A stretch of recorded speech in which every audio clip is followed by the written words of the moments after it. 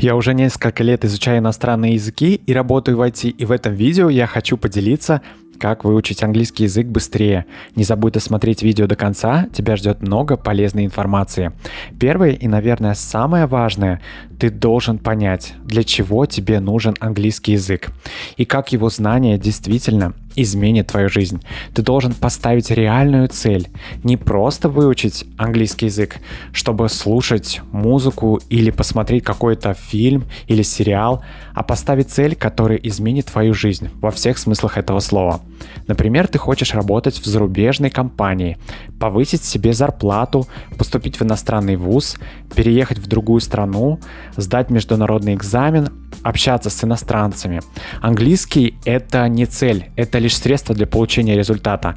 Чем сильнее мотивация учить язык, тем больше шансов, что ты его выучишь. Ставь большие цели для изучения языка. Сделай изучение иностранного языка необходимым для всей твоей дальнейшей жизни. Если даже ты не выполнишь свою цель, но английский ты улучшишь с большей его вероятностью. Следующее, что тебе поможет, это систематизация и репетативность в изучении английского языка. То есть ты занимаешься английским языком не 2 раза в неделю по 2 часа, а ты занимаешься им каждый день по 30 минут. Поверь мне, это очень важно. Главное — иметь какую-то активность, связанную с изучением иностранного языка. Я понимаю, что в начале изучения английского языка это не очень весело, но, к сожалению, магического способа изучить иностранный язык нет. Это как наращивать мышечную массу, необходимо делать многократное повторение упражнений, при этом также должна быть систематизация выполнения упражнений. Через некоторое время каждодневного изучения иностранного языка ты увидишь результат, а дальше этот процесс войдет в привычку. И процесс изучения пойдет намного быстрее. Главное сделать это твоей привычкой или хобби. Еще раз повторяю, ты точно увидишь результат, если будешь соблюдать эти правила.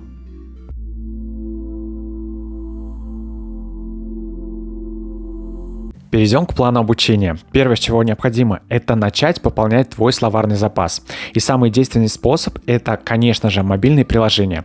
Приложения, которые я использую для пополнения словарного запаса, это Memrise, Duolingo, Linguist, Anki, Babbel. Поговорим немного о каждом из них. Memrise, по сути, это усовершенствованные словарные карточки. Вам не нужно их самостоятельно создавать. Такая опция есть, но вам точно не придется ничего писать от руки. Вам не нужно запоминать, в каких словах вы еще делаете ошибки, и их не мешало бы повторять почаще. За вас это сделает система интервального повторения.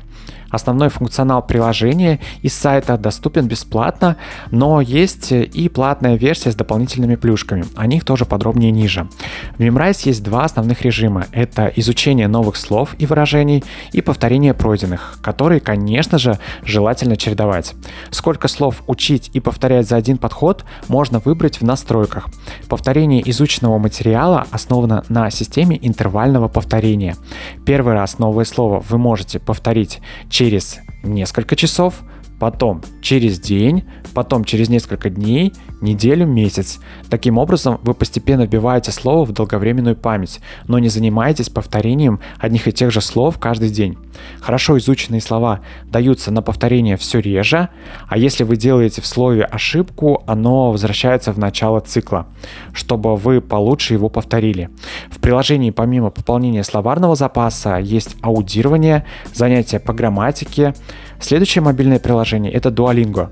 Я думаю, о нем все знают. Мне оно нравится тем, что оно позволяет учить слова в игровой форме, проходишь уровень, переходишь на другой. Если не получается пройти уровень, теряется жизнь. Люблю это приложение за его геймификацию. И следующее полезное приложение — это Linguist. Большой плюс этого приложения, что всего за 4-5 минут можно выучить в среднем 8-10 слов.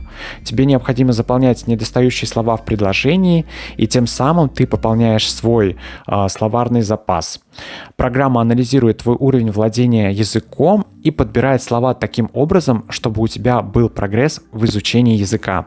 Выбирай любое приложение и начинай пополнять словарный запас.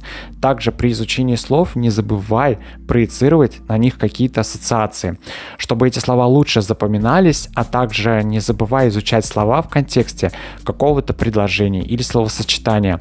Так слова учатся намного лучше, и все-таки я посоветую одну книгу по увеличению словарного запаса, по которой я учился сам. Это English in Use Vocabulary от Майкла Маккартни. Принцип работы с этим учебником такой же, как и в приложениях, только все упражнения вы пишете от руки. Очень хороший учебник для пополнения словарного запаса. Еще один совет для увеличения словарного запаса. Рекомендую переключать языковую раскладку твоего мобильного смартфона. Чем раньше ты начнешь привыкать к языку, тем лучше. А как ты больше всего используешь смартфон, то и к английской раскладке на нем ты будешь привыкать быстрее. Соответственно, и язык будет учиться лучше. Вы заметите, что про грамматику пока и речи нет. Следующий обязательный этап – это начать читать адаптированные книги на английском языке. Выбирай любую интересную книгу для твоего уровня владения языком и начинай читать.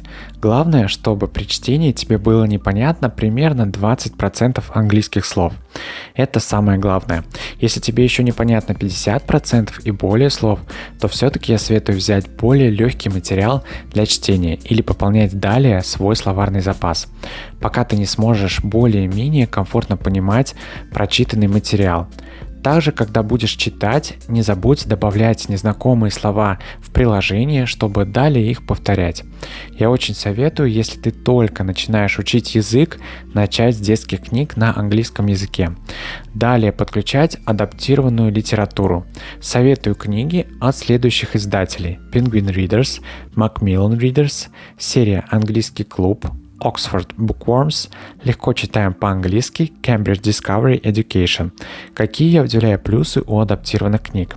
Самое важное преимущество, конечно, доступность для восприятия.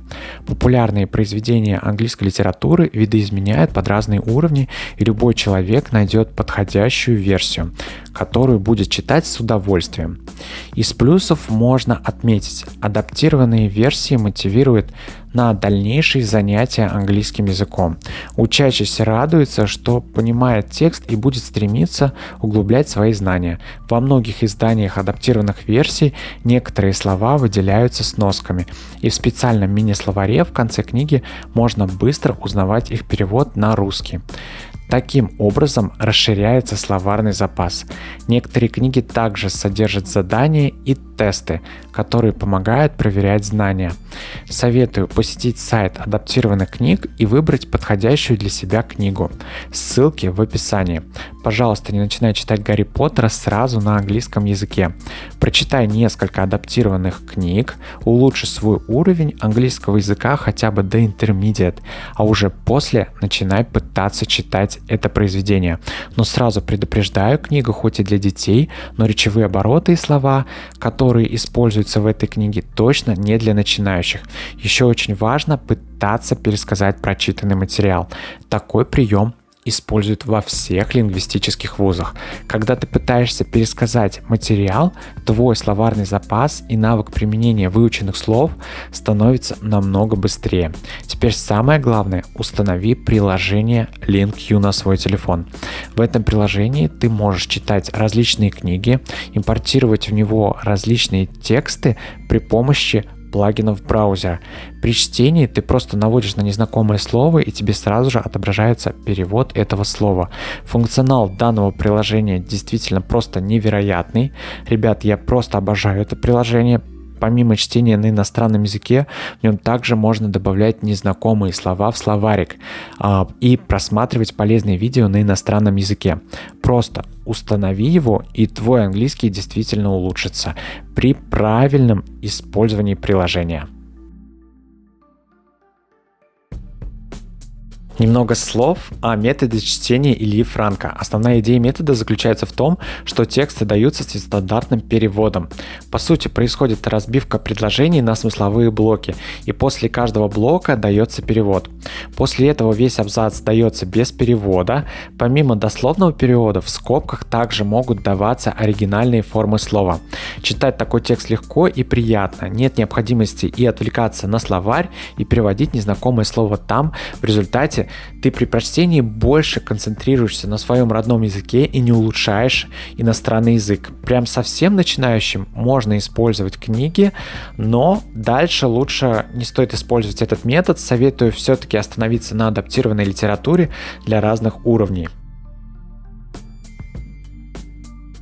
Следующий шаг, который прибавляем к предыдущим, это аудирование, listening. Первое, что я рекомендую, это установить приложение LBC Leading Britain's Conversation. Это просто лучшие радиоподкасты на чистом английском языке. Немного расскажу о нем. LBC – это британская телефонная и разговорная радиостанция, принадлежащая и управляемая Global и базирующаяся в ее штаб-квартире в Лондоне. Это была первая лицензированная коммерческая радиостанция Великобритании, которая начала вещание в понедельник, 8 октября 1973 года, на неделю раньше столичного радио. Запуск LBC был также ознакомлен началом независимого вещания новостей по радио, поскольку LBC представляла услуги независимым местным радиостанциям по всей стране. LBC вещал только в Лондоне до 2006 года, после чего он стал доступен в сети интернет и стал известен по всему миру. Когда я готовился к международному экзамену IELTS, я просто ставил фоном это радио и слушал его в фоне практически каждый день, пытаясь понимать, что говорят ведущие. Я просто гарантирую, после нескольких месяцев прослушивания LBC ты точно начнешь лучше понимать английскую речь на слух. Также для начинающих я очень советую смотреть мультфильм «Свинка Пеппа» на английском языке. Это лучший материал для прослушивания для начинающих, а уже после немного подключать уже просмотр YouTube англоязычных блогеров.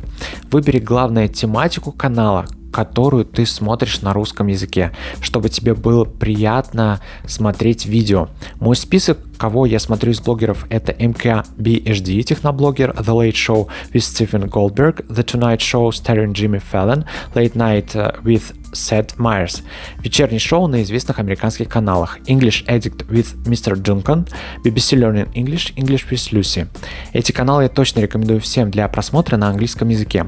На русском языке канал я даже не буду рекомендовать, так как лучше смотреть иностранного блогера, но с субтитрами, чем смотреть русского блогера, который объясняет про английский язык на русском языке. Также не забудь установить себе расширение браузера Language Learning with YouTube. Оно позволит тебе прямо при просмотре переводить иностранные субтитры на русский язык. Об этом расширении я также записывал видео на канале. Ссылку оставлю в описании. И, конечно же, куда же без сериалов. Крайне рекомендую купить подписку на Netflix. Чем хорош Netflix для изучения английского? Тем, что тут много сериалов на любой вкус, а второе, что тут для каждого сериала или фильма есть субтитры. Это прям очень поможет тебе при изучении английского языка. Несколько советов, как учить английский по сериалам.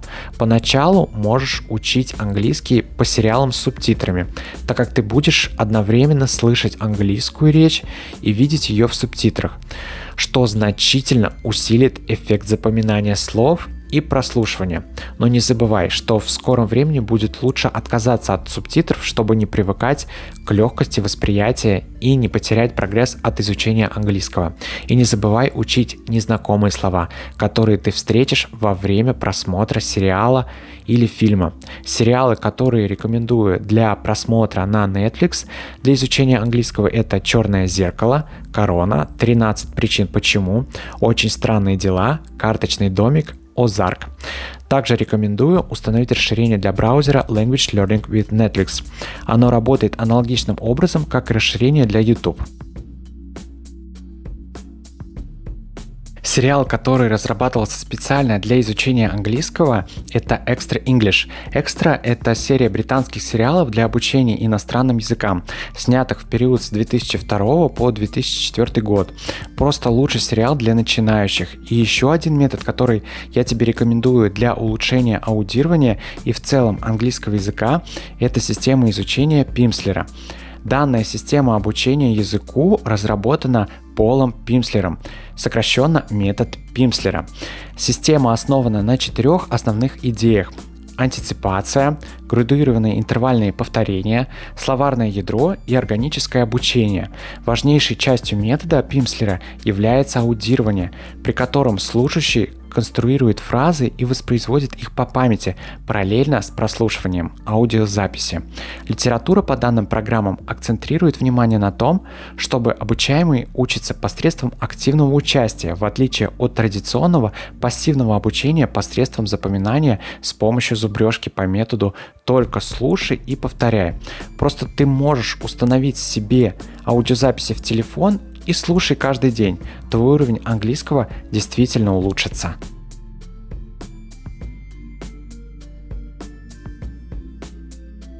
После того, как ты уже пополнил свой словарный запас и начал слушать английскую речь, пора начинать развивать разговорные навыки – speaking skills.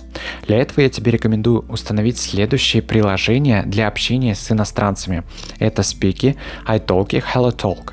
Также есть speaking24.com, где ты можешь найти собеседника на английском языке. Еще один важный момент – вам будет сложно говорить на английском до тех пор, пока вы не начнете на нем думать. Ведь так вы сами усложняете себе работу в 2 раза. Сначала нужно продумать мысль на русском, потом в голове перевести на английский и только потом озвучить ее. Когда вы научитесь думать на английском языке, все будет происходить быстрее. Я когда изучаю какой-то язык, всегда стараюсь хотя бы пару раз в день думать на иностранном языке. Это очень помогает развивать разговорные скиллы. Еще очень важно – это чтение вслух. Банально, но очень эффективно. Так ты настраиваешь свой речевой аппарат на английское произношение, оттачивая моторную память. И, наверное, самый действенный метод обучения разговорному английскому языку – это shadowing. Метод shadowing от слова shadow – тень изобрел американский лингвист и полиглот Александр Аргулис. Суть проста. Нужно слушать аудио с иностранной речью и повторять ее вслух, как можно ближе к оригиналу. Таким образом, вы следуете за носителем, словно тень. Дальше все зависит от времени, которое вы уделяете практике. Можешь взять свой любимый сериал и применять эту технику на нем. Улучшения в разговорном языке точно начнутся в ближайшее время. Главное – постоянная практика. И у тебя даже не будет партнера, с кем можно практиковать иностранную речь, метод shadowing заменяет его, как обычная главная практика. Теперь поговорим про грамматику. После изучения английских слов, ваша следующая задача – правильно использовать их в предложении. Изучая грамматику английского языка, вы должны изучить основы этой части речи. Понимание различных частей речи поможет вам использовать слова в предложении.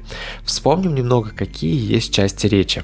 Существительное – это имя человека, место или вещи. Мы подразделяем существительные на 2 вида.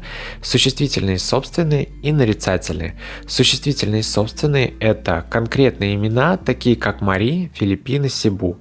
Нарицательные существительные – это общие термины, такие как обувь, карандаш, школа, автобус и так далее. Местоимения – это слова, которые заменяют существительное в предложении. Типы местоимений – это личные, притяжательные, рефлексивные и так далее. Прилагательное – это слово, описывающее ее существительное или местоимение. Например, синяя книга, трудолюбивый студент, большой дом. Артикль – это специальное прилагательное, используемое для определения существительного как определенного the или неопределенного an. Глагол – это слово, которое выражает действие, то есть есть, пить, бегать трусцой и так далее. Наречие – это слово, описывающее глагол, прилагательное или другое наречие, то есть слишком мало, говорить медленно, очень вкусно. Соединение – это объединяет 2 части предложения и или. Предлог – это слово, которое показывает положение или направление, используется существительным или местоимением. Междометие – это слова, которые выражают эмоции, например, вау, ой. Также необходимо понять, как строится предложение в английском языке. Английские предложения следуют определенному шаблону, в отличие от русского языка. Также нужно понимание правил использования глагольных форм. Одна из самых сложных частей при изучении грамматики английского языка – это усвоение правил спряжения или форм глаголов по-английски. Спряжение глаголов в английском означает разбиение глагола на разные формы, чтобы показать лицо, число, время и голос. Грамматически спряжение английских глаголов сложно не потому, что их много, а потому что они имеют предельный образец. Как вы знаете, у нас есть так называемые правильные глаголы и неправильные глаголы. Правильные глаголы – это глаголы, не претерпевающие существенных изменений при изменении формы между временами. А неправильные глаголы в зависимости от времени могут менять свою форму. Соответственно, их учить в разы сложнее. Все это ты сможешь изучить в учебнике English Grammar in Use от Раймонда Мерфи. Красного учебника для освоения грамматики будет достаточно.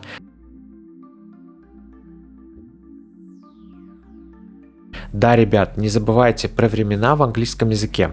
Вам прям не нужно всех их знать, а выучить хотя бы present simple, past simple, future simple, present continuous и present perfect. Это самые употребляемые времена в английском языке. Они тебе точно понадобятся в письме и разговорной речи. Все необходимые времена ты точно сможешь освоить в учебнике от Мерфи, а также в интернете большое количество бесплатных ресурсов. Но как в целом проще выучить времена, сейчас дам подсказку. Английская грамматика – это чистая математика, закованная в логику и анализ. Все английские времена несут информацию о факте, процессе и результате. За факт отвечает simple, за процесс continuous, за результат perfect, а за частичное выполнение результат, но еще продолжающее действие – это perfect continuous. Мне кажется, это самый простой способ, как понять, когда и зачем нужно употреблять то или иное время в английском языке.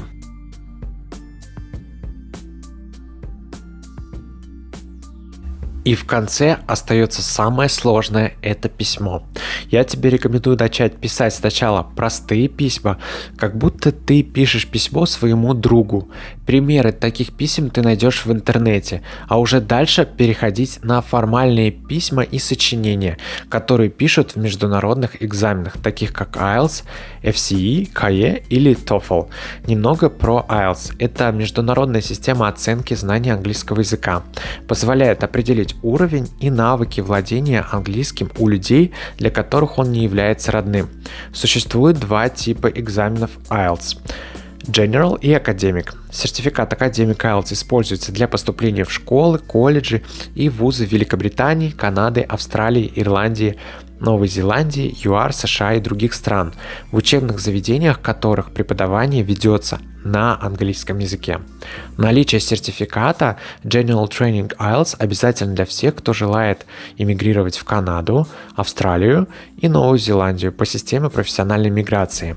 IELTS длится примерно 3 часа, состоит из 4 модулей: Listening примерно 40 минут, Reading 60 минут, Writing 60 минут, Speaking 11-14 минут. Первые 3 модуля Listening, Reading, Writing всегда сдаются в один день в вышеуказанной последовательности, без перерыва между ними. Общая продолжительность вместе с техническими паузами 180 минут. Тестируемый имеет право принести с собой пластиковую бутылку воды. Бутылка должна быть прозрачной, этикетку необходимо снять. Speaking могут назначить либо в тот же день, либо в течение нескольких дней до или после экзамена. Дата и время сдачи IELTS Speaking зависит от загрузки тест-центра и от количества доступного персонала, экзаменаторов IELTS. Еще один момент по поводу экзаменов: если даже тебе не нужно сдавать какой-то международный экзамен, старайся хотя бы раз в год сдавать пробный экзамен, чтобы понимать, какой у тебя уровень владения языком. Также подготовка к этому экзамену очень сильно помогает улучшить твой уровень знания иностранного языка. И не забывай, практика, еще раз практика. Чем больше ты напишешь сочинений или писем, и чем шире твой словарный запас, тем и лучше будет результат в письме на английском. Все просто.